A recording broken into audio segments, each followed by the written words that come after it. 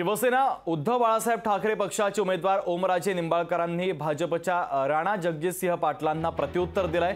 विकास कामांबाबत लेखी पाहिजे, लेखी देतो असं ओमराजे निंबाळकरांनी म्हटलंय।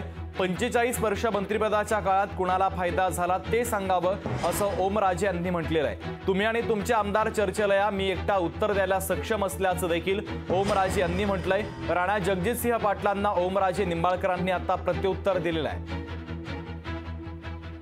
45 वर्ष जे काम केलं मंत्री म्हणून, त्या 45 वर्षाच्या मंत्रिपदाचा फायदा नेमका कुणाला झाला? कारण श्रीमंत खासदाराच्या यादीत पद्मसिंह पाटील 3 नंबरला गेले, पण दरिद्री जिल्ह्याच्या यादीत मात्र हा जिल्हा मागासलेल्या जिल्ह्याच्या यादीत क्रमांक 3 ला जातो। त्यामुळे या जिल्ह्याच्या लोकांची अपेक्षाची कशी राखरांगोळी केली, लोकांच्या प्रपंचाची कशी राखरांगोळी केली, ह्याचा हा जिल्हा साक्षीदार आहे। त्यामुळे माझं तयारी आहे की असं लेखी तोंडी करत बसण्यापेक्षा तुम्ही टाइम ठरवा म्हणाव। तुम्ही जो टाइम द्याल त्या टायमिंगला मी एकटाच आहे। तुमच्या बरोबरचे ते सगळे 5 आमदार जे आहेत ते 5 आमदार तुम्ही स्वतः अशी 6 जण या, मी एकटाच आहे। मी एकटाच तुम्हाला उत्तर द्यायला सक्षम आहे आणि मग तिथं बसून आपण चर्चा करू की कुणाच्या काळात काय कामं झालीत।